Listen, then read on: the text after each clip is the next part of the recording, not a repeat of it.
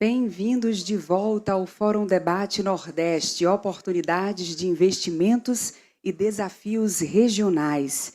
Registro o agradecimento da BDE, organizadora deste encontro, à CEPLAN Consultoria, parceira do Fórum Debate Nordeste, ao SEBRAE e à Frente Parlamentar Mista de Apoio ao Sistema Nacional de Fomento, apoiadores que tornaram este evento possível.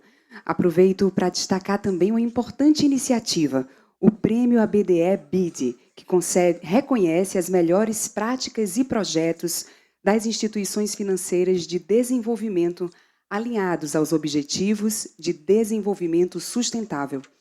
A premiação é uma demonstração do compromisso do Sistema Nacional de Fomento com um Brasil mais inclusivo, inovador e sustentável. As inscrições estão abertas no site abde.org.br.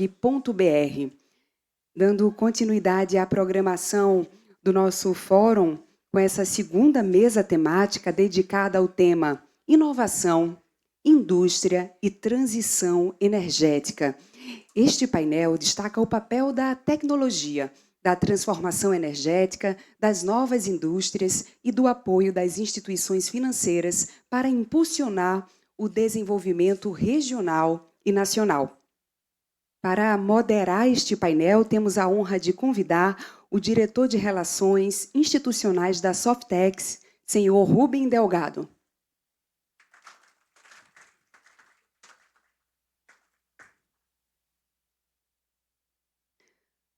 Convidar ao palco o Head of Innovation da Vivix, senhor Aristóteles Neto. A assessora da presidência do Banco Nacional de Desenvolvimento Econômico e Social, senhora Marília Marcato, que vai se juntar de forma online neste instante. Convidar também a gerente de negócios inovadores do SEBRAE Pernambuco, senhora Eveline Labanca. E o diretor de inovação da FINEP, senhor Elias Ramos de Souza.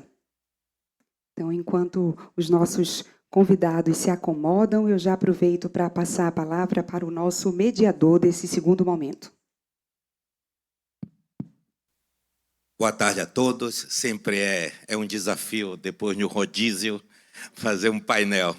Mas, gente, primeiro agradecer a BDE, porque realmente a gente fazer um painel desse, ele é um desafio.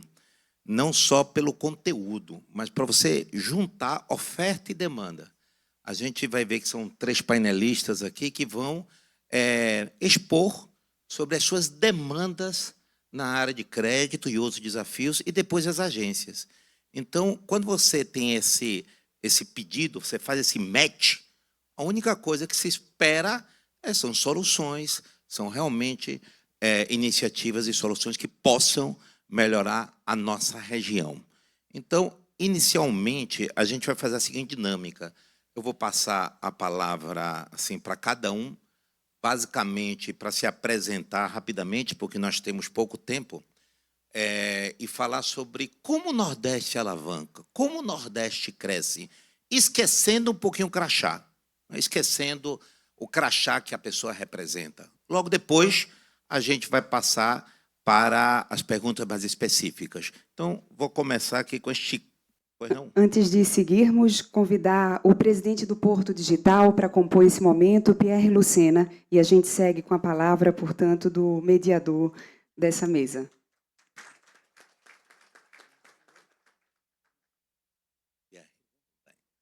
Bom, então, eu vou passar primeiro esse craque aqui que está aqui, Elias Ramos, do meu lado, aí direito. Então, esquecendo um pouquinho, Pierre, o crachá que a gente representa, inicialmente se apresenta e fala em termos de Nordeste. Você que é do Porto Digital, Elias também é lá da Bahia. Então, como é que a Bahia se alavanca? Quais são os desafios, rapidamente, para a Bahia se alavancar? Por favor, Elias. Bom, boa tarde. Eu sou o diretor de inovação da FINEP, baiano de Feira de Santana, nordestino com muito orgulho. E você fez uma pergunta mais específica sobre a Bahia, né? Não, sobre o Nordeste. Então, nós, enquanto agência de fomento, a nossa perspectiva tem sido de estudar caminhos em cooperação com a Sudene, com as instituições que atuam aqui no Nordeste, para ver que possibilidades nós teríamos de fomentar. Alguém falou aqui no início que nós temos um problema, que é o problema ainda da pouca apresentação de projetos pela região, mas nós temos tomado iniciativas conjuntas que está superando esse problema, né? E um resultado aí que nós já tivemos no momento é essa grande demanda que tivemos na chamada conjunta, decidida lá no Corif, de 246 propostas que somam 128 bilhões de reais. Então, com certeza, tem aí muita coisa boa de propostas nascidas aqui do Nordeste. Tem propostas boas também que refletem uma atratividade que o Nordeste tem, porque nós olhamos nessas duas direções, de bons projetos nascidos aqui, mas também de ter um potencial, de usar o potencial de atrair projetos de outras regiões. Tem, além das 9 de projetos de empresas das 9 regiões do Nordeste, nós temos também 10 outras regiões fora do Nordeste que apresentaram propostas nesse edital. E aí, com certeza, nós estamos já trilhando um caminho novo. A outra são iniciativas de agências como a FINEP de ter reserva de recursos específica nas suas atividades para contemplar a região Nordeste. Muito obrigado, Elias. Aproveitando aqui, já que está continuando aqui na direita, que o Aristóteles é da Vivix, portanto, indústria, portanto, ele tem as demandas, e isso é importante para que ele consiga mostrar às agências que estão aqui na plateia como é que o Nordeste, quais são as dificuldades e como é que o Nordeste consegue se alavancar. Por favor, Aristóteles. Obrigado pela palavra. Sou Aristóteles, né, líder da área de transformação industrial e inovação da Vivix. Acho que vocês... Vivix faz parte do grupo Cornélio Brenan. Mais na frente vou falar um pouco, né, da empresa, quem é a empresa. Acho que o pessoal já conhece bem o grupo, né, a excelência do grupo, né? Então, em nome aqui da indústria, né, representando a indústria e vamos dizer assim, a vertente de inovação, né, não só de expansão industrial, que eu acho que o Nordeste tem crescido nisso, né? A própria Vivix tem ido para esse lado de crescer suas operações aqui no Nordeste, né? Principalmente em Pernambuco, né? E usa várias linhas de fomento, como a gente tem conversado aqui com os parceiros aqui do BNDES. Eu vou falar um pouco mais da parte de inovação, né? Então, inovação é um tema mais que é um tema que tem saído mais, né, nas demandas das empresas, principalmente porque são temas novos, desconhecidos. Quando a gente fala de empresas de médio porte, elas não têm estrutura dentro da camada da empresa para desenhar projetos de inovação, de transformação digital, de IA, para propor e conseguir os editais de fomento, né? Então, isso aqui é algo que eu acho que a gente vai... que eu posso trazer assim no debate, a nossa conversa. Empresas maiores conseguem ter departamentos, até como a própria Vivix, né? Porque como é que a gente consegue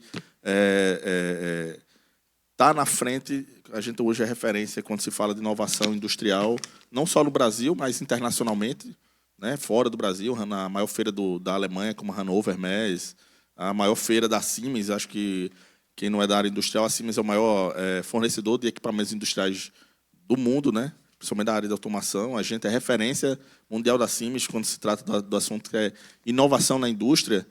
Mas um grande passo que a gente tem nesse sentido são dois, né? Um é que o próprio grupo tem inovação como um pilar, um valor dele, e outro é porque tem uma demanda que foi criada a área para estruturar e olhar e desenhar essas iniciativas para a empresa, né? Essa visão a longo prazo. Então, acho que um desafio aqui para o Nordeste são, principalmente para as empresas de médio porte, para a gente ter um crescimento maior, se estruturar e se conectar ao ecossistema de inovação. Como assim conectar o sistema de inovação? Então, a gente tem CTs, a gente tem startups, a gente tem entidades fomentos, mas hoje a articulação é um pouco segmentada, né? Principalmente para o setor, às vezes uma união desse ecossistema de inovação também não é tão firme, o que traz a dificuldade das empresas do Nordeste usar esse fomento que é direcionado à inovação. Então,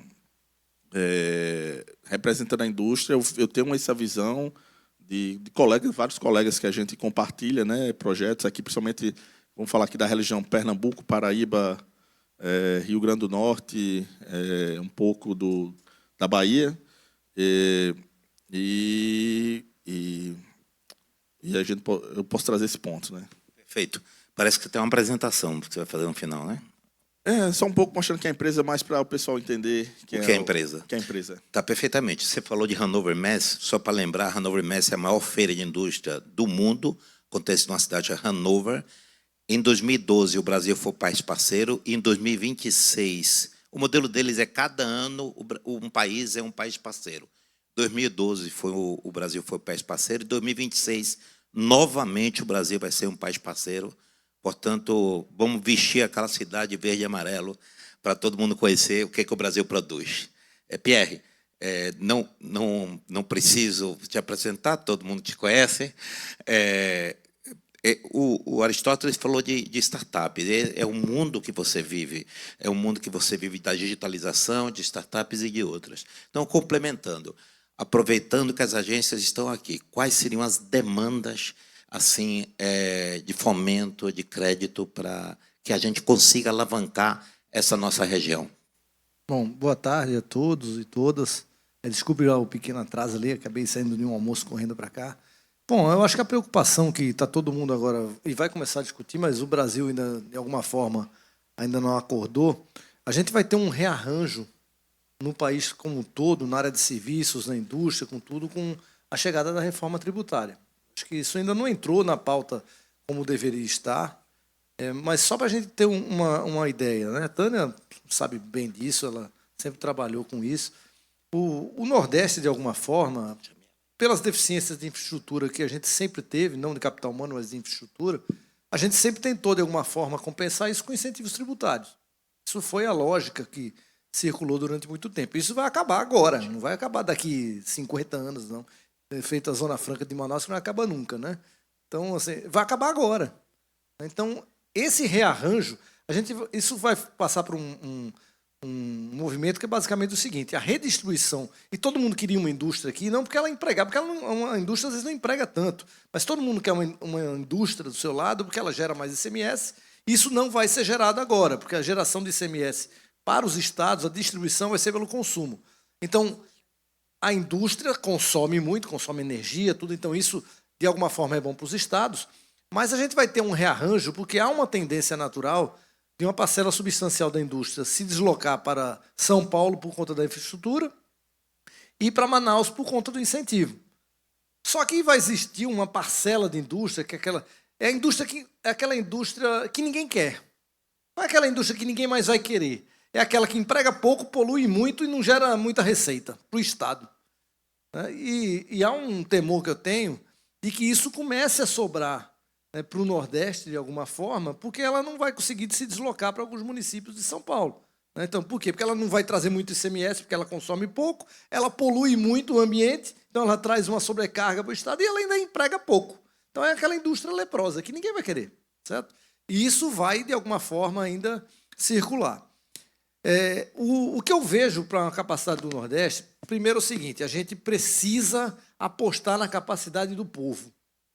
Esse é o nosso grande ativo. E quando eu estou falando isso, assim, o Nordeste, proporcionalmente, a gente tem uma rede universitária federal maior do que o Sul-Sudeste, estou dizendo do ponto de vista proporcional. A gente precisa apostar na capacidade de produção de conhecimento, não dá para ser diferente.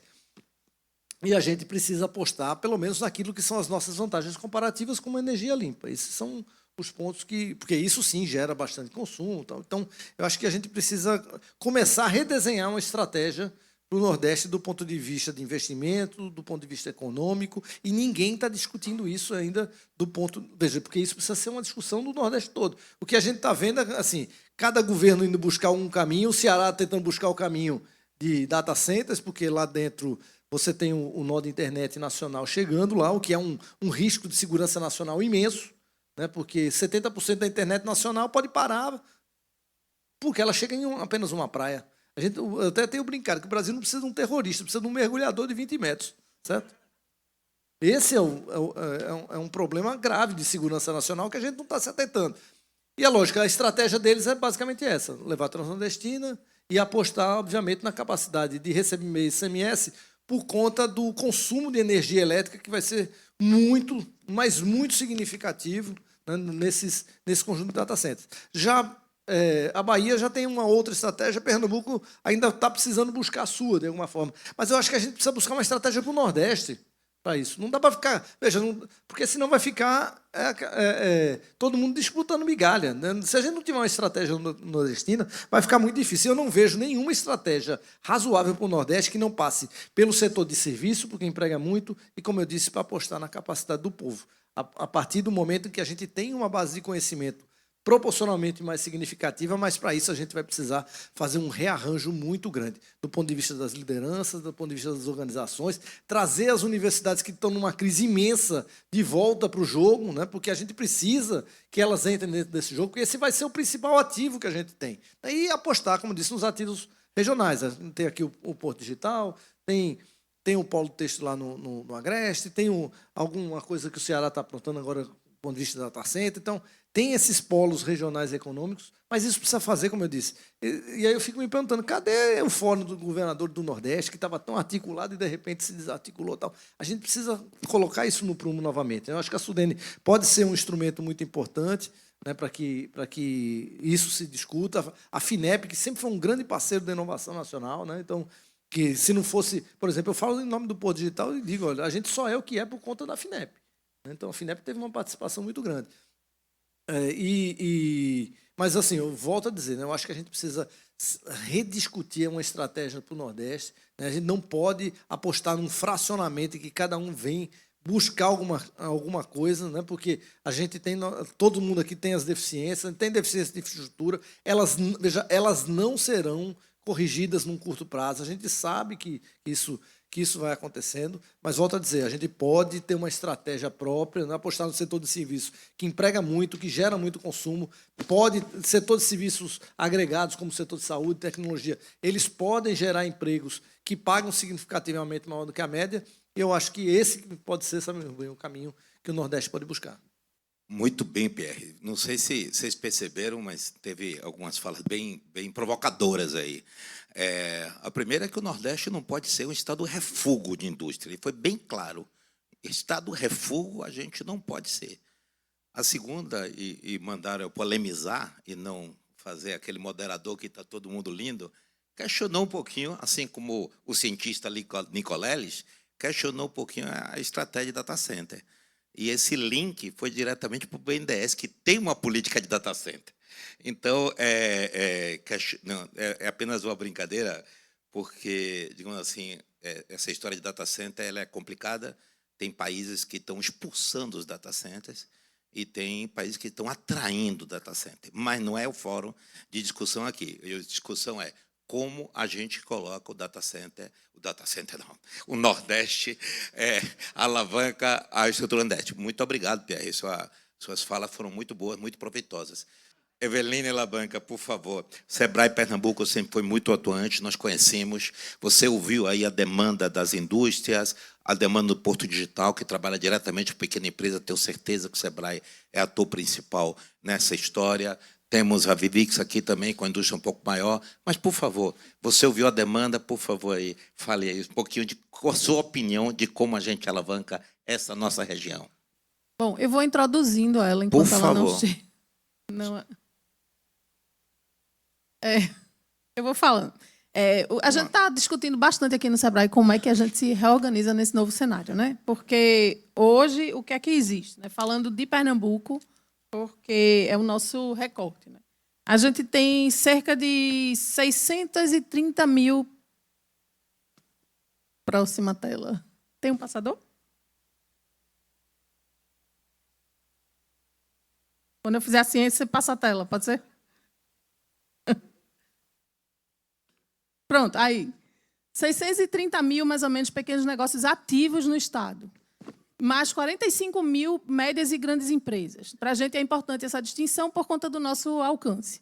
E quando a gente olha para o que Pierre acabou de mencionar, que é extremamente relevante, que é a quantidade de ambientes de pesquisa, e aí eu vou falar de ICTs, de campos universitários, de grupos de pesquisas legalmente inscritos, né, nas instituições, de quem que está, qual é esse povo que está se juntando para perguntar o e se, que é justamente essa pergunta que Pierre, ou melhor, essa resposta que Pierre deu. O nosso ativo são pessoas e elas estão nas universidades, a gente tem que trazê-las de volta para o jogo. E aí, quando a gente olha para a base de startups, a gente tem mais ou menos umas 1.000 aqui no Estado, né? Entre algumas que são, a maior parte já é formalizada com CNPJ, outras ainda em nível ainda pré-validação. Mas a gente está falando de um tecido produtivo inovador que é muito aquém, em termos de quantidade, do potencial que a gente tem para poder gerar esses negócios inovadores e, principalmente, de como que isso pode se conectar para resolver os problemas dos tradicionais, que é o nosso legado, né, do século XX e que a gente precisa trazer para o jogo, porque Pernambuco é bom em muita coisa, mas ele precisa ser melhor incorporando inovação de cara. E aí a gente tem uma justificativa estratégica para isso, né? A gente tem, em cadeias tradicionais de agroindústria, comércio e serviços, uma série de segmentos econômicos com empresas que têm gaps de inovação e que a gente pode estar se organizando para poder entregar melhor serviço de PDI, né? Principalmente na parte do agro, rastreabilidade, certificação, automação agrícola e tecnologias limpas. Quando a gente vai para a indústria, a gente está falando de descarbonização, economia circular, produtividade e digitalização. E aí a gente sabe no que Pernambuco é forte. E ele é forte porque tem muito, mas ainda precisa melhorar. E no comércio e serviços, especificamente, a gente está atuando para isso daqui, né, a parte de bioeconomia alimentar, saúde, poderem ser reconhecidas como potências latentes que podem se conectar com demandas globais. Quando a gente vai para a pesquisa, desenvolvimento e inovação, está aqui do meu lado a pessoa que personifica a nossa grande referência, né, que é não somente importante, mas relevante em escala global. Inclusive, aparecemos pela primeira vez no grande relatório de inovação do mundo, que é o Startup Genome, por conta do trabalho há 30 anos iniciado pelo grupo que hoje deu origem ao que a gente chama desse grande parque tecnológico a céu aberto, que é o Porto Digital, e expandindo para outros territórios, não só no estado de Pernambuco, mas do Brasil. A gente sabe que a bioeconomia da Caatinga é a próxima fronteira da inovação, porque é um bioma exclusivamente brasileiro, mas que está numa região semiárida que existe em todo lugar do mundo. Na cintura do mundo existem regiões semiáridas. Então, que soluções a gente poderia encontrar aqui que possam resolver problemas de outros lugares que têm disposição a pagar por essas soluções, como, por exemplo, os países dos árabes, né, a Austrália, Nova Zelândia e até outras regiões aqui no centro, na América Central, né? E a gente sabe que existe um cenário geopolítico no mundo que está reorganizando os grandes fluxos de recursos, ou potencialmente pode reorganizar, onde esses assuntos, né, essas empresas, essas empresas intensivas em tecnologia que trabalham com IA, com biotecnologia, com novos materiais, com transição energética, que é especificamente o tema daqui, e segurança, a gente pode estar atuando com startups e deep techs intensivas cada vez mais para resolver os problemas dos tradicionais. Então, como é que a gente pode fazer essa conexão? Então, a grande reflexão é como é que nós nos juntamos, certo? O SEBRAE com seu papel, o Porto com seu papel, o BNDES com seu papel, a FINEP com seu papel, para a gente conseguir modelar e implantar um grande programa estratégico de longo prazo de PDI, para a gente estar falando de PDI relacionada a empreendedorismo, a empresas que gerem negócios de forma estruturada, que integrem essas cadeias tradicionais e a economia 4.0, né, startups de base tecnológica, principalmente de Deep Tech e IA, porque isso é o que vai cada vez mais gerar valor e agregar valor no mundo. Então, a ideia é a gente mostrar para vocês aqui que focos potenciais nós encontramos nas nossas pesquisas, né? Que isso olha para o tecido produtivo de Pernambuco, que tem potencial para estar incorporando cada vez mais inovações, né? A gente fala de fruticultura, né? Está lá o sertão de São Francisco, que não me deixa mentir, né? Apicultura, aquicultura, caprinovino, bovinocultura e suinocultura. Existem empresas, existem muitas empresas, existem muitos pequenos negócios que desenvolvem essas atividades. Onde é que a gente pode estar levando mais inovação? E de onde a gente pode estar consumindo inovações que estão acontecendo nesses territórios que a gente não tem noção? Então, na indústria, a mesma coisa. Materiais e resíduos relacionados à construção civil, à casa e construção, à moda, né, que é o nosso grande polo têxtil. A gente tem também energias renováveis e automotivo verde. Temos parques industriais aqui que endereçam esses assuntos. E no comércio e serviços, de novo, a bioeconomia alimentar e a saúde, né, principalmente, e dando sustentação a isso, como é que a gente organiza num Pareto, né, sei lá, 80-20, para cada 4 empresas tradicionais, a gente pega uma inovadora e cola nelas para estar resolvendo problemas desses segmentos econômicos, olhando para o futuro, e não só para poder organizar internamente como é que essas empresas existem. Então, quando a gente passa para como que a gente pode trabalhar, a gente está falando especificamente de um público, no caso do SEBRAE, de micro e pequenas empresas tradicionais de agroindústrias, de materiais de construção civil, moda, alimentos e saúde, mas a gente está falando também de micro e pequenas empresas, no caso, startups, né?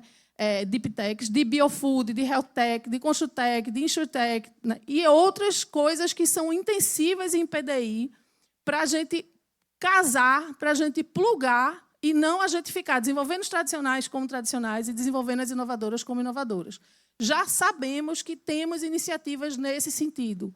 A ideia aqui é que a gente consiga escalar isso cada vez mais.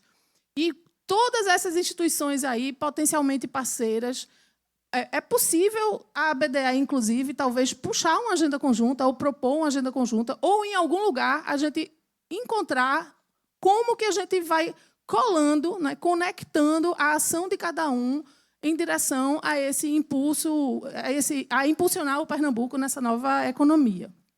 E aí a gente, SEBRAE, fala de pequeno negócio. Então, como pequeno negócio, a gente encontra alguns componentes estratégicos que podem ser trabalhados numa lógica projetizada para a gente ter ganhos a cada 4 anos, a cada 5 anos, e com ações de curto, médio e longo prazo que envolvam PDI e produtividade, conexão startup-empresa e internacionalização e especialização econômica. Isso são itens que podem ser, por exemplo, financiados por uma grande captação conjunta, Porto Digital SEBRAE junto à FINEP, por exemplo, certo? Que isso pode, o governo do Estado também está junto com a ADEP, com os seus territórios produtivos, com seus arranjos produtivos. E várias outras instituições que podem colar numa lógica da gente estar produzindo inovação, olhando para dentro do Estado e pensando em fluxos globais de desenvolvimento econômico. E aí a gente traz exemplos, né? Por exemplo, a Modal é uma startup daqui de Pernambuco, né, que nasceu lá em Santa Cruz do Capibaribe, que criou uma espécie de CRM com IA, né, que é integrado ao WhatsApp, que atende diretamente, resolve problemas dos atacadistas da moda. A gente tem também outros exemplos que eu vou mostrar mais adiante, né? Mas como é que a gente poderia fazer essa escala, né? De a cada 4, 5 anos, a gente está trabalhando em esquema de carrossel, né? Estruturação e seleção dessas cadeias prioritárias, fazer as chamadas de startup e deep tech e instalar uma governança, ou se elas já existem, ou se existem várias, pelo menos integrar essas várias governanças que trabalham em inovação para tradicionais e olhando para o futuro. A gente também poderia estar fazendo no modelo Living Lab, no sentido de eu ter aquelas tradicionais que se inscrevem, que se classificam, que são selecionadas, que topam ser parques de experimento, laboratórios vivos da criação das novas tecnologias, e não somente a gente está produtizando coisas novas numa escala pequena, sem estar dialogando com um cliente real ou com um empresário real, na vida real, no seu problema lá no campo. E a parte de internacionalização e consolidação é porque, como diz um grande colaborador do Sebrae, que não está aqui agora, né, Péricles, o grande professor é o mercado. Então, a gente tem o mercado global, quando a gente fala de inovação, a gente precisa expor cada vez mais essas empresas inovadoras e também as tradicionais, que, por exemplo, perderam o mercado com a alteração das tarifas lá dos Estados Unidos, né?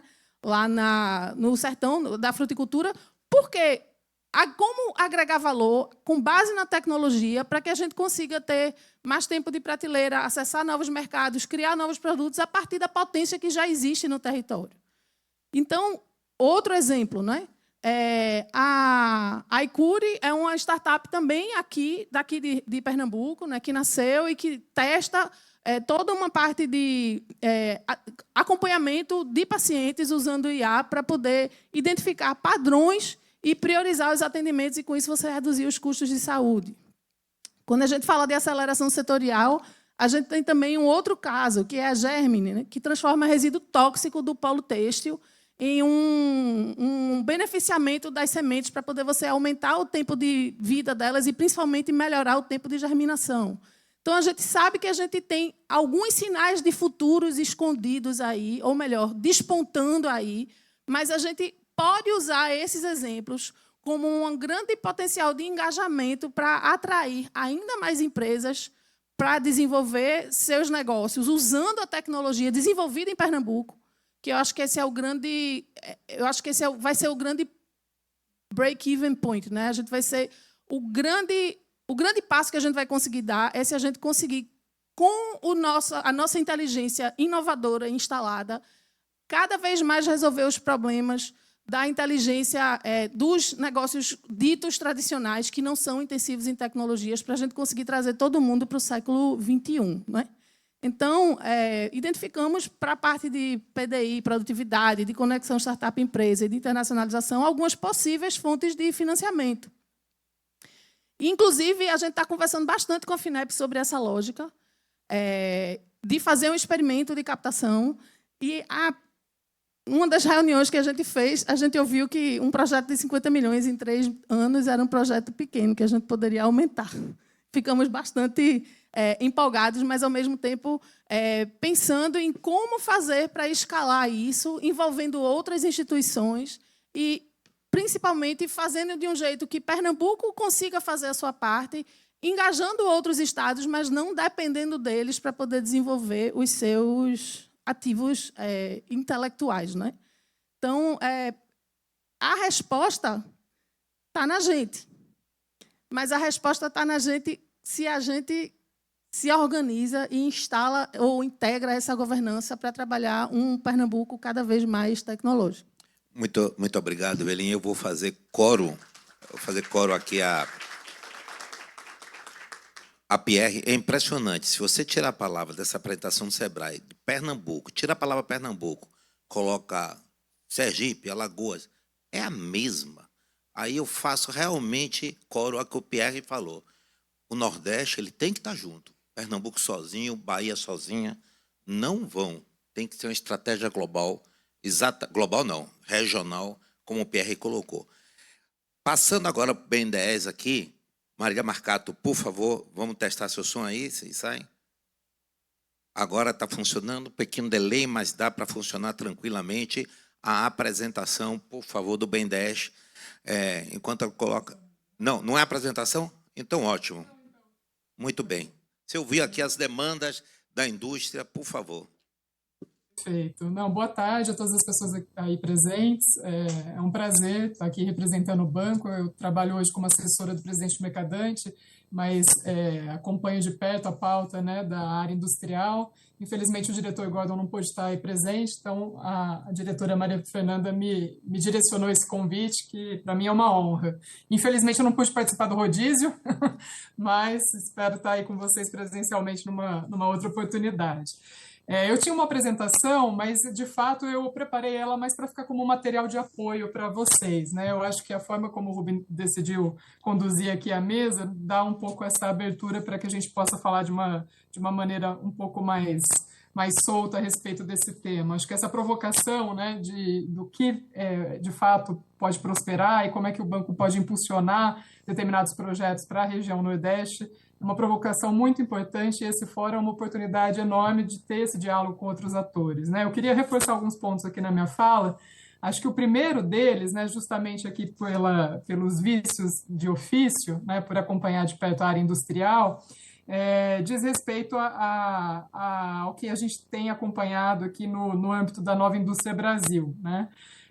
Acho que o diretor Elias comentou agora recentemente, né, na fala dele, alguns números. Acho que é muito importante colocar esses números em perspectiva, né? A gente, de fato, tem tido excelentes números, né, sobre diferentes retratos, né, seja ali no fomento à inovação, seja no apoio à inovação de pequenas e médias empresas, né, de fato são recordes históricos, né? Se a gente pegar aqui o apoio do Banco à Inovação, por exemplo, né, de fato é o maior valor da série histórica desde 95.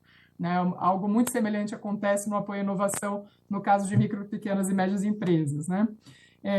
E aí, eu acho que o destaque que eu quero fazer logo de início é que, de fato, a gente só consegue falar sobre as bases da neoindustrialização e o desafio da transformação ecológica no Brasil hoje, porque você tem essa concertação de atores que conversam, né, na mesma língua.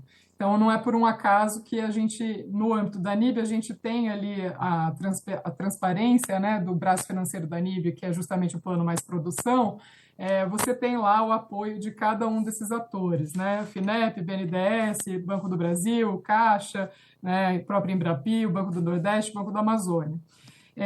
Então, assim, de fato, é muito importante que a gente tenha em vista para os desafios do país como um todo, mas especialmente quando a gente quer né, refletir a respeito dos desafios da região Nordeste, é muito importante que a gente tenha em vista o desafio que é assegurar a perenidade da política industrial, independentemente dos ciclos governamentais. É por isso que a gente no banco tem falado muito sobre vamos dizer assim, né, essa analogia do plano mais produção ser o plano safra da indústria, né? O plano safra, vamos dizer assim, entre muitas aspas, para a gente conseguir fomentar, de fato, esses projetos nas áreas que a gente considera estratégicas enquanto país, né? Considerando, é claro, toda essa riqueza que foi comentada pelas pessoas que me antecederam, né? Em termos regionais, considerando esses potenciais, né? A necessidade de fazer as conexões com o ecossistema inovativo, como Aristóteles comentou, a necessidade de ter em vista, né, o potencial de recursos humanos que representa, né, o potencial do povo. Então, mas eu acho que o primeiro ponto que eu quero destacar é justamente esse, né? A gente precisa superar essa descontinuidade, essa fragilidade institucional que permanece no Brasil quando a gente fala de política industrial. E esses números, né, os números recordes que a gente tem, né, o Elias sabe muito bem, eles só foram possíveis porque a gente não só aprimorou os instrumentos de política industrial, mas a gente criou novos instrumentos para os desafios da indústria do século XXI. Né? Então, se a gente parar para pensar, né, a forma como o banco conseguiu fazer frente ao enorme desafio que foi, né, a catástrofe ambiental que ocorreu ali no Rio Grande do Sul, né, o emergencial do Rio Grande do Sul, só foi possível porque a gente tinha instrumentos para fazer frente a isso. A gente consegue falar, né, sobre mitigação dos efeitos das mudanças climáticas porque a gente tem um instrumento que foi reativado e com uma injeção de anabolizante, que é o Fundo Clima, né, que a gente teve agora, inclusive, justamente, né, foi ampliado com a captação de 10 bilhões, o ano passado completou 9,8 bilhões em títulos soberanos verdes, né, e aí tem ali os seus focos de atuação, são 6 os focos como um todo. No material que eu disponibilizei para vocês tem alguns detalhamentos a respeito do funcionamento, né, desse instrumento, que é absolutamente importante quando a gente pensa na política nacional sobre mudança de clima. E os focos ali que têm, de fato, gerado mais demanda, né, são os focos de transição energética e de indústria verde. E aí eu acho que aqui a gente, de fato, tem o privilégio, né, de contar com algumas instituições que conseguem pensar do ponto de vista dos temas que são estratégicos, dos potenciais que a gente pode, né, de fato, atender enquanto país, e também consegue fazer esse diálogo com o setor produtivo, né? O BNDES e a FINEP, sem dúvida alguma, são dois atores fundamentais para a gente pensar qualquer mapeamento de atores sobre qualquer tema que a gente queira encarar enquanto país, né? Quando a gente... Eu não vou entrar em detalhes sobre os números da chamada Nordeste, porque eu não posso furar o meu presidente, né? Mas a chamada Nordeste, como ele já adiantou, ela foi um sucesso absoluto, né? E eu acho que parte desse sucesso tem a ver com o diálogo entre atores, tem a ver com a comunicação, né? Com o diálogo com as instituições financeiras, mas tem a ver também com essa identificação dos temas que têm esse potencial. Então, quando a gente fala em energia renovável, a gente não está falando de um guarda-chuva, né, que cabe tudo, a gente está falando do foco em armazenamento. É claro que ali na chamada a gente está, de fato, buscando desenvolver iniciativas gerais, né, para soluções de armazenamento de energia renovável. Tem toda a discussão sobre baterias, sobre os sistemas de armazenamento térmico e outras áreas, mas você percebe que existe muito conhecimento técnico por trás dessa delimitação da chamada, né? Isso só para pegar o foco de energia renovável. Eu quero chamar a atenção aqui também para uma outra questão que eu acho que é fundamental da gente trazer né, para esse fórum, que diz respeito a uma mudança recente, né, na resolução do CMN, que viabilizou que a gente tivesse ali uma injeção, né, de recursos incentivados com TR, né? Então, aqui no âmbito do BNDES, a gente está falando sobre o BNDES Indústria 4.0. E por que a gente, de fato, fez essa delimitação e buscou contemplar, né, a indústria de base como uma área estratégica? Porque a gente sabe, né, só pegar o noticiário, só pegar qualquer jornal, a gente sabe que existe uma discussão muito forte a respeito da baixa produtividade da indústria brasileira, né? Muitas vezes essa discussão, inclusive, ela é meio torta, né? Mas aqui eu quero me ater aos números. A gente tem uma pesquisa recente da CNI que diz justamente que você tem ali um atraso, né, na indústria de base brasileira de ordem de 14 anos. Né? Então, de fato, a gente precisa fazer frente a esse impulso, né, difundindo máquinas e equipamentos no âmbito ali do paradigma 4.0. E aí a gente teve essa mudança, essa resolução, né, do Conselho Monetário Nacional que ampliou ali para 2,5 o saldo, né, dos recursos do FAT, que estão sob a gestão do BNDES, para financiar projetos ao custo de TR. Né? Então, a gente está falando aqui de 10 bilhões, né, considerando os recursos da FINEP, tem mais 2 bilhões que vão entrar com tudo aqui para financiar. Né? Vocês estão me ouvindo? Travou um pouquinho. Estamos sim. Perfeito.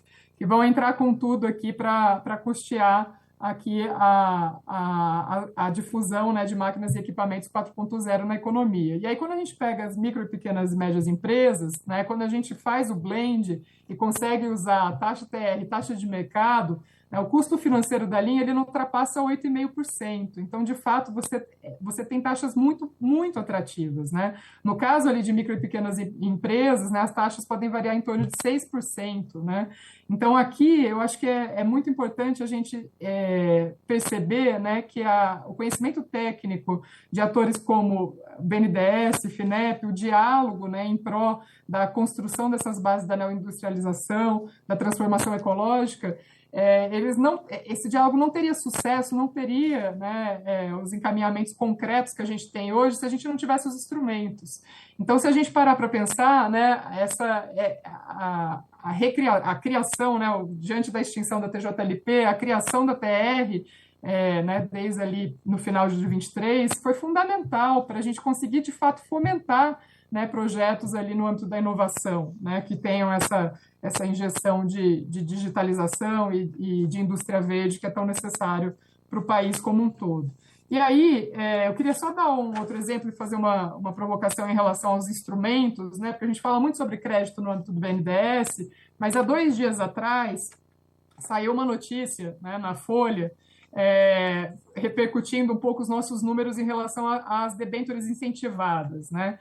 Se a gente pegar aqui, em 4 anos, a gente teve um aumento de 30.000% na contratação de debêntures pelo BNDES, né? Um salto absolutamente significativo, né? E a gente percebe, de fato, né, a diretora Luciana Costa tem falado isso, que esse é um instrumento financeiro que não tem volta, né? A gente costuma tradicionalmente utilizar para o segmento de projetos de infraestrutura, de transição energética, o FINEM, mas, sem dúvida alguma, é muito difícil a gente imaginar uma volta ao passado nesse sentido, né?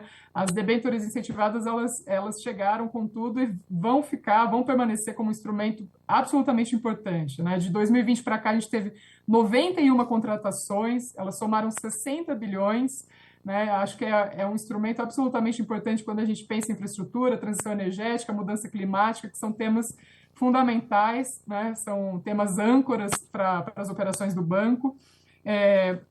E aí eu queria reforçar, né, que o banco de desenvolvimento, né, ele só faz sentido, né, se a gente olhar para as operações e para a estratégia do banco sob a ótica do compartilhamento de risco, né?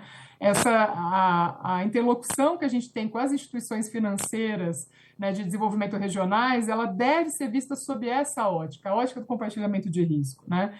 E é claro que isso é um desafio gigante, porque a gente precisa coordenar os interesses dessas instituições, né, em prol de um mesmo tipo de projeto, sabendo que cada ator, claro, vai entrar com um pedaço de um determinado projeto, né, mas quando a gente olha especificamente para essa gestão, da gestão do presidente Mercadante, está muito claro, é muito nítido a necessidade que a gente tem, né, o foco que a gente tem em fomentar o campo das adaptações climáticas e das populações mais vulneráveis, né? Só que a gente precisa fazer isso de uma forma coordenada, né? Inclusive, né, para não se atropelar no processo, vamos dizer assim. Então, quando a gente pensa na estruturação de projetos, né, ela é, a meu ver, por definição, né, ela busca atender a lógica de um serviço público de maior qualidade. Então, todo o foco, né, que a gente tem no banco, quando a gente fala em estruturar projetos, né, com municípios no Nordeste, com apoio das instituições internacionais, só faz sentido, né, você falar em PPPs, se a gente imaginar que a PPP ela é um instrumento para viabilizar contratos que, de fato, são contratos complexos, que exigem investimento com serviço, né? O objetivo não é fazer PPP por fazer PPP, né? Eu acho que a gente precisa trazer essa discussão aqui para que a gente possa perceber, né, que a PPP ela não é um fim em si mesmo. O BNDES ele não faz PPP simplesmente porque quer fazer, né? É uma forma de fato, apoiar políticas públicas que são complexas e que as formas tradicionais de contratação, elas nem sempre são eficientes. Então, de fato, para viabilizar essas políticas, né, o acesso, claro, da população mais vulnerável a essas políticas, as PPPs e as concessões, elas são excelentes caminhos, né? Então, acho que é importante, né, ter essa visão do banco a partir dos seus diferentes instrumentos, dos créditos, da garantia, né, da estruturação de projetos, com PPPs, com concessões, né, o conhecimento técnico que a gente carrega. Mas eu reforço, né, a gente só consegue fazer isso com diálogo entre atores, mas também porque a gente tem os instrumentos à mão para conseguir viabilizar os projetos que são necessários para impulsionar a região e o país como um todo, tá? Vou ficar por aqui, mas eu imagino que eu volte aqui para comentar, né, o direcionamento de outras perguntas que o pessoal tem. Obrigado. Muito obrigado, Marília. O trabalho do BNDES realmente está sendo fantástico e muito obrigado por olhar o Nordeste. A chamada Nordeste realmente foi um sucesso muito grande e indo na linha que você muito bem relatou, do desenvolvimento econômico e social. Esse é o papel realmente que o BNDES está fazendo. Então, um abraço Mercadante, principalmente para o Gordon, hein, que foi muito bem, você foi muito bem substituindo ele. Mas tem uma provocação aqui, uma provocação muito boa da Eveline, que ela foi claramente, ela foi muito boa em dizer assim, precisamos produzir tecnologia. E a tecnologia parte pelas startups, provocação do PR também, nosso diferencial são pessoas. Então, eu quero aproveitar essa provocação da Eveline e do Pierre, pedir a apresentação aqui da FINEP. Pode colocar no ar, por favor, a apresentação da FINEP? Eu vou levantar porque eu não vou enxergar bem o dado aqui. Mas só rapidamente, eu acho que aqui está muito mais interessante a gente realmente fazer uma conversa, fazer provocações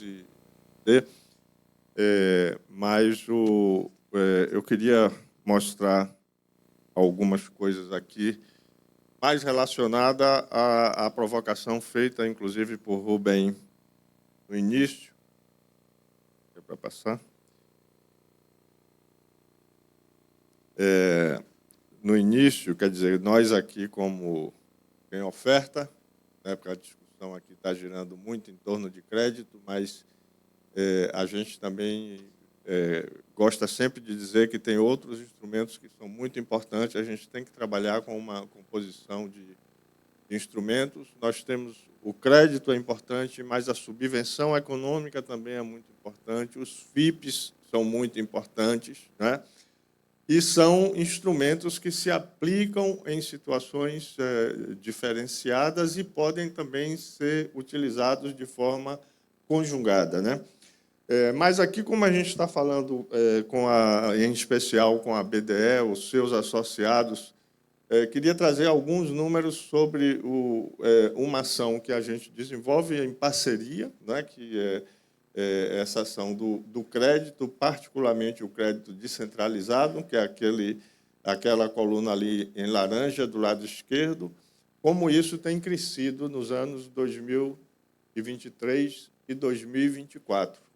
Então, era um jogo de alguns milhões que passa a ser de bilhões. E a tendência é isso crescer. Como eu disse aqui de manhã, com esse acesso aos 22 bilhões de reais retidos do FNDCT para utilização em crédito, isso vai fazer com que um escalonamento muito grande, tanto do crédito direto quanto do crédito descentralizado da FINEP, e essa parceria é muito importante.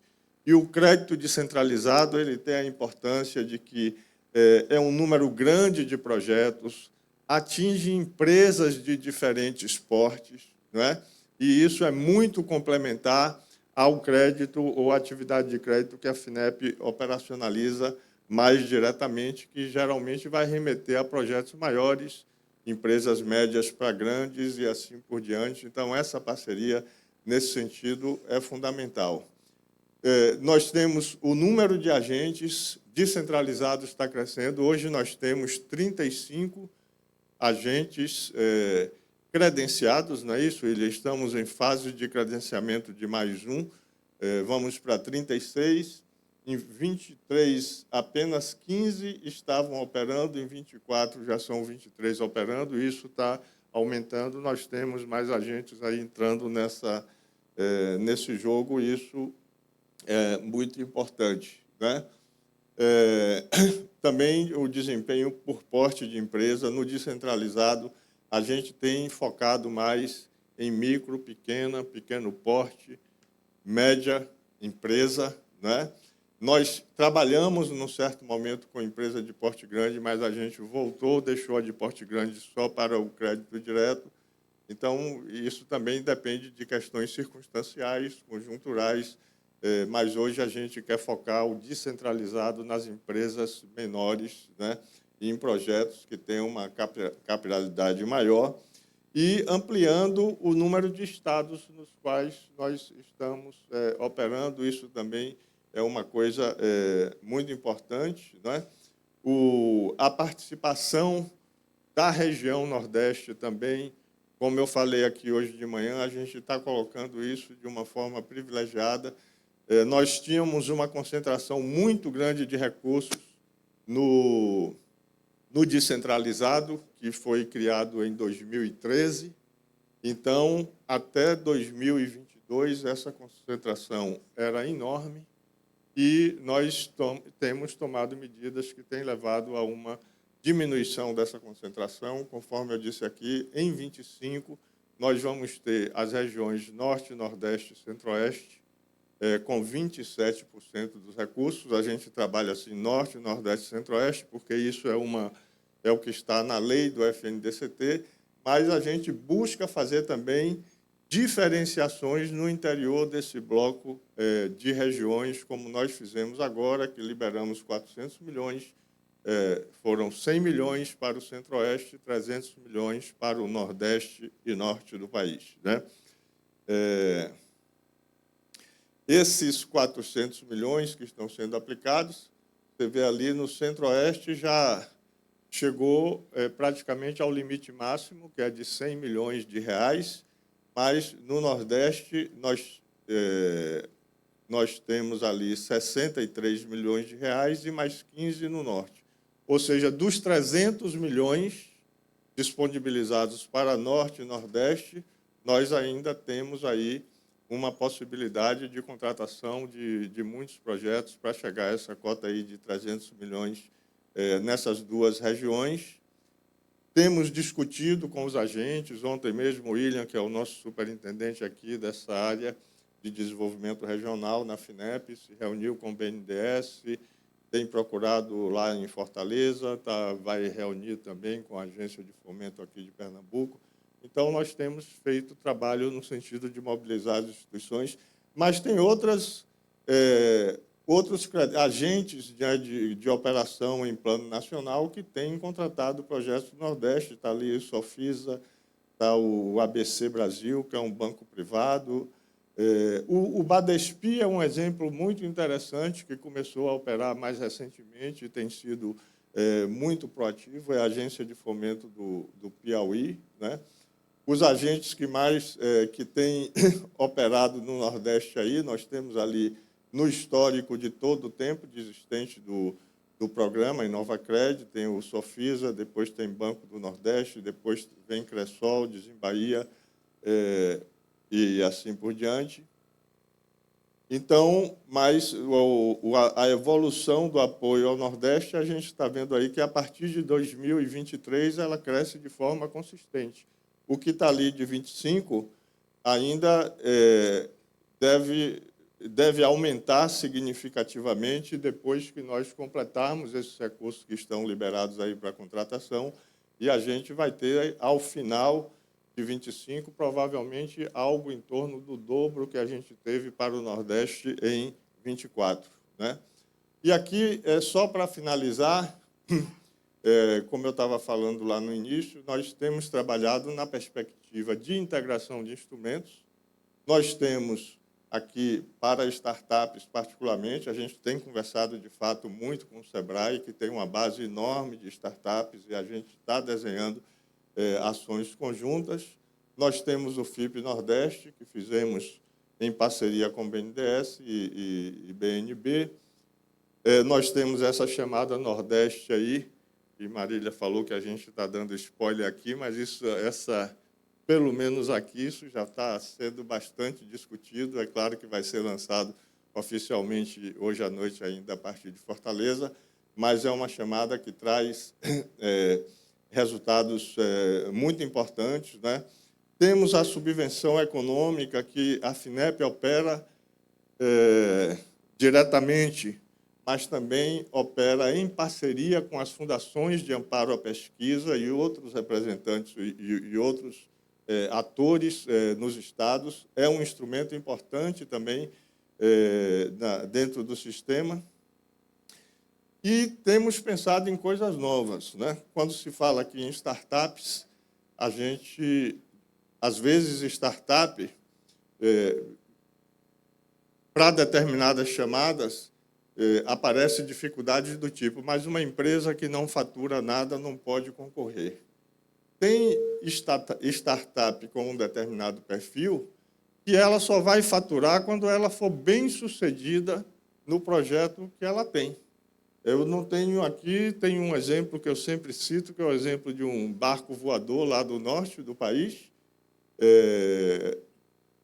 que é um projeto que só vai começar a resultar em faturamento quando esse barco for completamente desenvolvido. Antes disso, essa startup não tem como faturar nada, porque o projeto dela é esse, e pronto. Em outras áreas, às vezes, você pode ter, na área de tecnologia, de serviços, começa a faturar um pouco ali e tal, mas tem outros setores que é diferente. Então, nós precisamos ter alternativa para essas. Então, nós estamos desenvolvendo um programa também voltado para startups Deep Techs, que é um programa que a gente pensa em conciliar subvenção econômica com FIP. Então, a startup ela pode receber uma parte de apoio ao projeto dela na forma de subvenção, que é não reembolsável, e outra parte na forma de FIP. Então, são caminhos que a gente vai buscando desenhar para enfrentar essas questões. Agora, acho que o Pierre trouxe aqui uma coisa muito importante, que é o seguinte: nós temos que pensar em toda a cadeia da inovação. Então, tem aí as universidades, as ICTs, as empresas, as cooperativas. Então, a gente tem que pensar na integração disso tudo. Nós temos tido resultados muito importantes no Mais Inovação que a FINEP tem feito para a aplicação de recursos de subvenção econômica, que foi de exigir a cooperação das empresas com ICTs, por exemplo. Então, do que a gente tem aprovado de subvenção, cerca de 15% dos recursos da subvenção econômica têm ido para universidades que estão em parceria com as empresas. E esse tipo de incentivo nós temos na subvenção. Nós vamos aprofundar isso também no crédito direto da FINEP, porque, como no Brasil você ainda tem a pesquisa e os pesquisadores mais qualificados ainda muito concentrados na academia, essa interação é muito importante e nós estamos desenhando iniciativas que busquem aprofundar aí essa relação entre as empresas e as universidades. Muito obrigado, Elias. FIP com subvenção, essa foi boa, gostei. FIP com subvenção, gostei. Gente, pelo adiantar da hora, já tá acabando o nosso, eu vou pedir para cada um fazer uma consideração final de apenas 1 minuto. Então, eu vou passar, inicialmente, vou pedir para a Eveline, já que ela provocou, e basicamente ela diz o seguinte: para alavancar o Nordeste, a gente não pode ser consumidor de tecnologia. Tem que ser produtor de tecnologia, e isso é startup. Estou certo, Eveline? Por favor, suas considerações finais. Então, Chico Sainz falava, né? Pernambuco embaixo dos pés e a mente na imensidão. Então, sim, a gente tem que ser produtor, mas a gente tem que estar olhando para fora e, eventualmente, consumir de fora o que falta aqui, qual é o gap, mas, principalmente, pensando também em se fora quiser comprar. Mas a gente também tem que consumir aqui dentro a inovação que a gente produz. E o maior desafio não é que a gente não tem muita inovação, é que a gente não tem o hábito de consumir o que é daqui. Então, é um preconceito que a gente precisa quebrar também internamente em relação a tradicionais e inovadores e como que eles se conectam. E dizer que o Sebrae está nessa jornada faz um tempo já, mas agora de forma mais estruturante, inclusive a partir das interações com a FINEP e também com esse eterno flerte, viu, Pierre, com o Porto Digital. Como é que a gente se junta cada vez mais, de forma cada vez mais estruturante, porque a maior parte das empresas de Pernambuco são pequenas. É o nosso público, e nós existimos para fazer com que eles continuem a se desenvolver cada vez mais. Então, o Sebrae está aí, minha gente, e vamos embora fazer projeto. Muito obrigado pelas suas provocações, foi ótima a sua participação. Pierre, por favor, você falou de integração, tanto na cadeia, de diferenciais competitivos e de integração regional. Por favor, suas considerações finais. Muito obrigado. Bom, obrigado. Está cheio de parceiro aqui, né? O BNDES é nosso parceiro, o FINEP, o Sebrae, né? Um parceiro histórico nosso. Eu volto a dizer, a gente precisa sentar para reorganizar a nossa base. Os instrumentos que estão aí não servirão daqui para frente. Os instrumentos que nós conhecemos, BNDES, só eles não servirão. Porque eu sempre gosto de pegar o exemplo da OpenAI, né? Que de uma forma está liderando o processo de inteligência artificial. Eles estão lá buscando 100 bilhões de dólares. Isso é mais ou menos umas 20 vezes o que o Brasil todo investe em inovação estou falando em 20 anos. Então, se a gente não tiver instrumentos de fomento que sejam grandes o suficiente, aí eu discordo de você quando você falou na questão de incentivar parque para baixo, para cima. Tá? Eu me lembro que teve o presidente do BNDES, acho que foi o Paulo Rabelo de Castro, esteve no Porto Digital, disse, não, a gente precisa de 1000 portos digitais no Brasil. Eu digo, não precisa não, você precisa ajudar os que tem. A gente tem uma mania de fracionar os poucos recursos que nós temos, sejam universidades. A gente está falando agora, o Ministério da Educação está com uma ideia alucinada de abrir 100 IFs, está sobrando vaga. Aí daqui a 20 anos só sobra conta para pagar. A gente está vendo agora o custo da expansão das universidades federais na década de 2000. A gente não consegue pagar a conta de energia hoje nas universidades. Porque é lógico, você bota um negócio aí sobe a folha, sobe o custeio, sobe tudo, e a gente precisa parar de fracionar o nosso recurso. Eu até defendi a Elias, a gente participou de uma mesa lá na SBPC, ele foi bombardeado pelo povo das FAPs, né? Não, está faltando edital, não sei o quê. Eu disse, olha, e Elias ainda estava meio encabulado, porque não podia dizer, né? Mas eu podia, né? Aí, eu disse, olha, veja só, minha gente, edital você lança quando você não sabe o que fazer. Porque quando você sabe o que fazer, você vai lá e incentiva, pô, e escolhe quem você vai apoiar, pô. A Embraer não surgiu através de edital, não, minha gente. A Embrapa não surgiu através de edital, não. Ou a gente escolhe os parceiros corretos e os projetos corretos para evitar o fracionamento de recursos, né? Porque isso que é a máxima no Brasil. As universidades estão aí para provar isso. A gente tem curso de filosofia em todo canto. A gente tem curso em todo canto. Nos Estados Unidos não é assim, que tem uma base bem diferente, eles escolhem, se organizam. Pô. A gente não sabe organizar essas coisas. Então, os poucos recursos que a gente tem, a gente precisa escolher bem os projetos. Existe agora uma tentativa, que eu acredito foi a primeira tentativa nacional de organizar isso, que é o Plano Brasileiro de Inteligência Artificial. Está tendo agora, escolhendo os projetos corretos, o que a gente vai fazer. O jogo não é mais brincadeira, o jogo agora é bruto, precisa de subvenção, como eu disse. Os instrumentos de financiamento são ótimos para quem já existe e são ótimos em alguns momentos, porque inovação tem risco e o risco da inovação o mercado não cobre, certo? O mercado não cobre. A gente vai precisar reorganizar todos esses instrumentos aí dentro. A FINEP é um parceiro importante, BNDES, tudo, mas a gente vai precisar ali caminhar para um outro momento agora, porque até os Estados Unidos estão partindo para o modelo chinês de comprar pedaço de empresa. E aí a gente vê que a gente vai ter muita dificuldade daqui para frente. Mas é isso, obrigado aí. Muito obrigado, Pierre. As provocações dele são sempre boas, nos fazem pensar, mas é bom que as provocações sejam feitas no início, para a gente poder responder, né? No final não vale. Não pode provocar no final. Pierre, muito obrigado. Muito boas suas provocações. Por favor, Marília Marcato, por favor, não esqueça de mandar meu abraço para Gordon. Muito obrigado pela sua explanação, suas considerações finais. Por favor. Perfeito. Não, muito obrigada. Quero agradecer a oportunidade de fazer esse debate qualificado com vocês. É um prazer mesmo.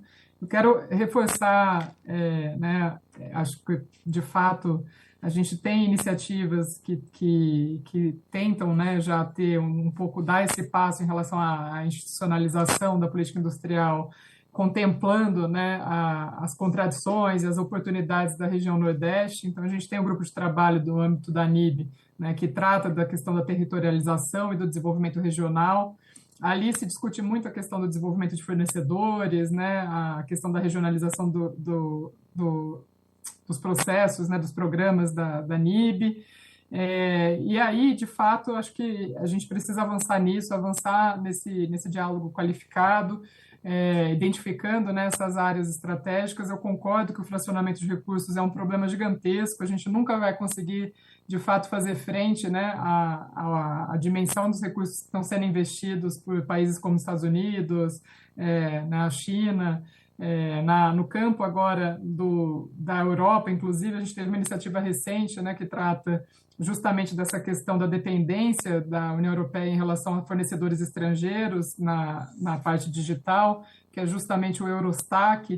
Essa é uma discussão que tem ganhado muito corpo, né, no banco, inclusive a gente tem pensado muito sobre o que a gente consegue fomentar no campo da inteligência artificial, né, mas olhando essa questão da soberania digital de uma maneira mais abrangente, como é feito, né, por essa iniciativa do Parlamento Europeu, inspirada na iniciativa indiana, o IndiaStack, onde você entende, né, que o ecossistema digital ele não é só feito pela camada de dados e inteligência artificial, né, isso é uma das camadas. A gente teve no banco recentemente um grande apoio numa outra camada que é absolutamente estratégica, que é a de materiais estratégicos, né? Então, fomentar recursos humanos, energia renovável, a parte de terras raras, de materiais estratégicos, né? Para conseguir ir avançando nessas diferentes camadas do ecossistema digital, partir ali para a IoT, partir, né, para a questão dos algoritmos. Então, cada uma dessas camadas, né, que a gente olha ali na experiência europeia e na experiência indiana,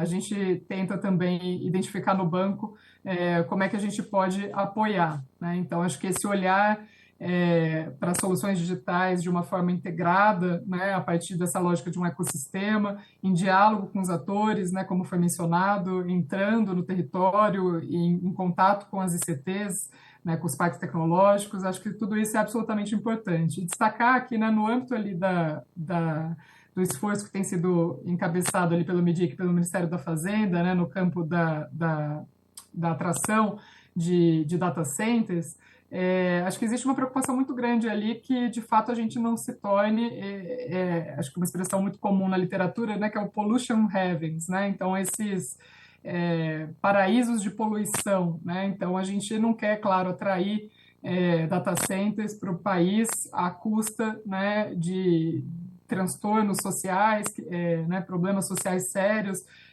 desabastecimento de água, como é o caso que ocorreu ali no Chile, né, que fez, inclusive, com que a justiça chilena revogasse a autorização para a Microsoft. Então, a gente, claro, tem um olhar muito atento à questão do uso da água, à questão da eficiência energética, né, e a gente tem um olhar muito atento também a esse fomento de áreas estratégicas, né, que façam frente à biodiversidade brasileira. Eu acho que esse é um ponto importante também de estar no debate, né?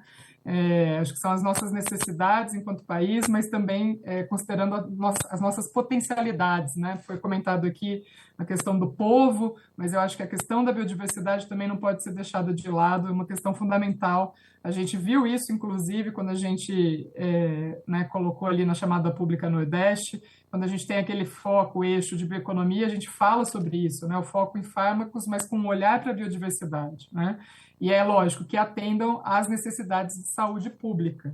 E aí eu acho que, para terminar aqui a minha fala, né, reforçar, né, que é absolutamente importante que a gente normalize, né, os nossos diálogos a respeito da política industrial e da política comercial, né, entendendo aqui elas de forma integrada. Eu falei do Brasil soberano no início da minha fala, mas a gente tem agora, falei, inclusive, desculpa, falei do emergencial do Rio Grande do Sul, né, como um choque ali em função das questões climáticas, mas agora, recentemente, a gente tem um outro choque exógeno, um choque que veio pela geopolítica, que é justamente o Brasil soberano, uma tentativa de responder a esse outro choque, né, e a gente sabe que esses choques exógenos, né, seja a partir de cyberataques, seja a partir de questões macroeconômicas, seja a partir de questões de adaptação climática ou geopolíticas, eles vão se tornar cada vez mais recorrentes.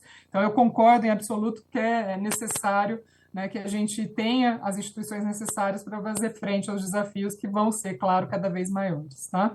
Muito obrigada aqui pela oportunidade de dialogar com vocês na tarde de hoje. Muito obrigado, Marília. Passar aqui o nosso representante da indústria, Aristóteles da Vivix, por favor. Obrigado, Rubem. Tá. Só pedir um pouquinho por palavra, porque eu fui o último, assim, escutei vários órgãos falar de fomento, falar do Porto Digital, como a gente incentiva a área de serviços, do Sebrae, como a gente traz startups para microempresas, né, trazer tecnologia para revender fora do país. Assim, ficou claro que a gente tem muito fomento na mesa, que a gente tem várias estratégias de colocar dinheiro para as empresas, né? Mas, assim, no meu olhar da indústria Nordeste, as empresas sabem o que fazer com esse dinheiro? Tem estratégia clara de como acessar o dinheiro e para que vai usar o dinheiro. Você vai dar 1 bilhão, 20 bilhões, 100 bilhões para a empresa do Nordeste. Ele tem gente capacitada que vai saber tornar a empresa competitiva. A gente ainda está indo lá para a China olhar como traz tecnologia da China para cá. Ainda eu estou sendo como exemplo. Eu vou na China, ficar observando a China para trazer tecnologia para cá. Eu vou na Alemanha, na Hannover Messe, todo ano, observar a tecnologia da Alemanha, da Europa, para trazer para cá. Nos Estados Unidos, trazer tecnologia para cá. E quando eu olho para startups, desculpa, no setor de Inditec, quando eu falo do Nordeste, basicamente não existe.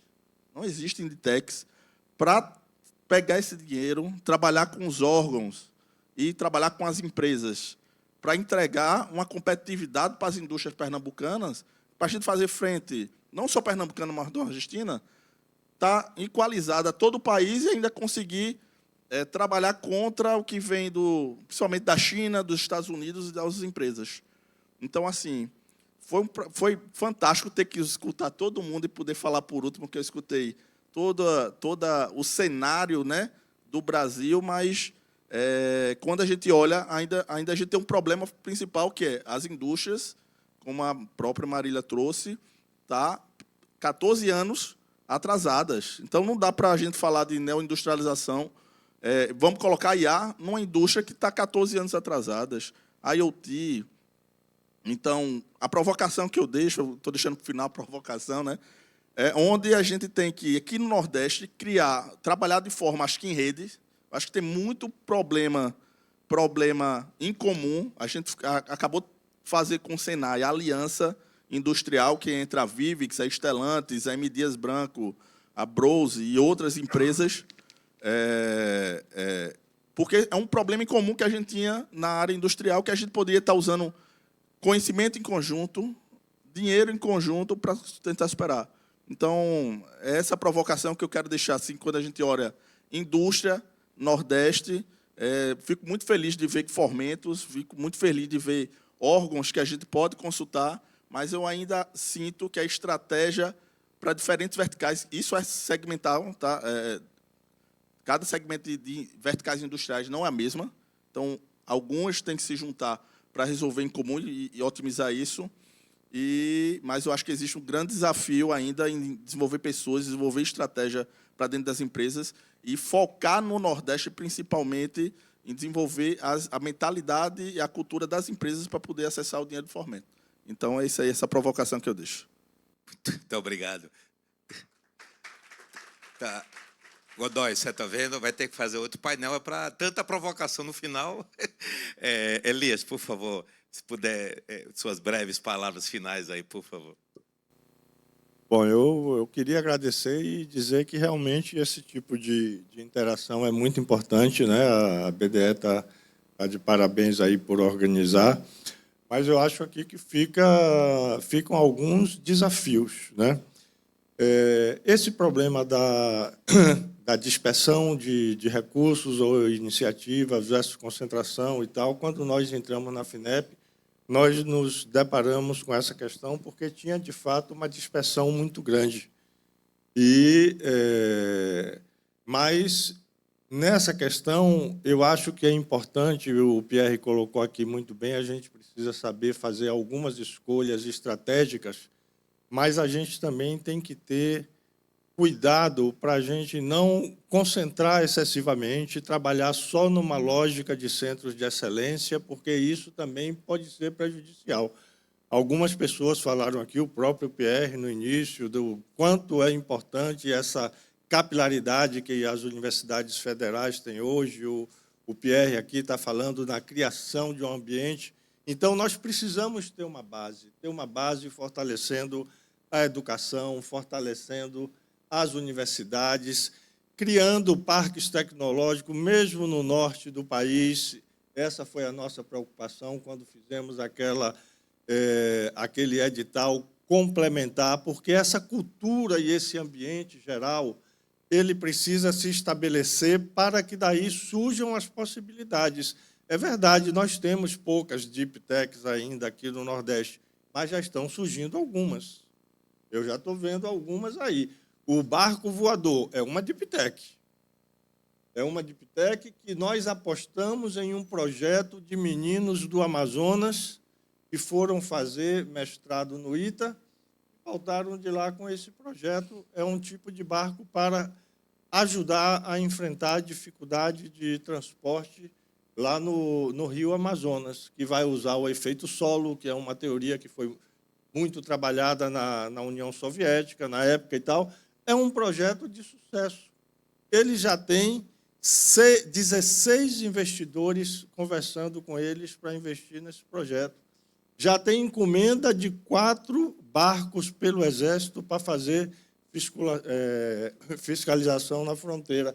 Então, é um projeto. Recentemente, nós aprovamos na FINEP um projeto de uma startup que está lá no Parque Tecnológico da Bahia, que o Rubem conhece muito bem, que anda por lá, que é um projeto para o desenvolvimento de uma membrana trocadora protônica, que é um elemento-chave das células combustíveis. Eles estão fazendo isso com grafeno, tem parceria com o USP, com várias universidades.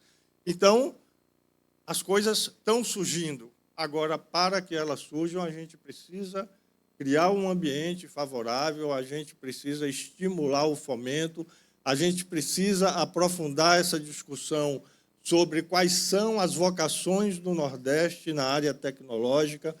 Essa chamada aí do Nordeste, ela sinaliza algumas coisas aí, tem muitos projetos na área de transição energética, de energias renováveis, hidrogênio verde, tem alguns projetos sendo feitos aqui, nós temos analisado vários lá na FINEP, projetos na área de descarbonização. O Nordeste tem uma empresa aqui de Pernambuco na área de baterias. Baterias é uma coisa super chave hoje na transição energética, a gente precisa ver como fortalecer mais isso. Então, descobrir e apoiar essas vocações do Nordeste, eu acho que é uma coisa muito importante e é um desafio grande que fica para a gente como lição dessa discussão de hoje, que deve continuar. Muito obrigado, Elias. Realmente, eu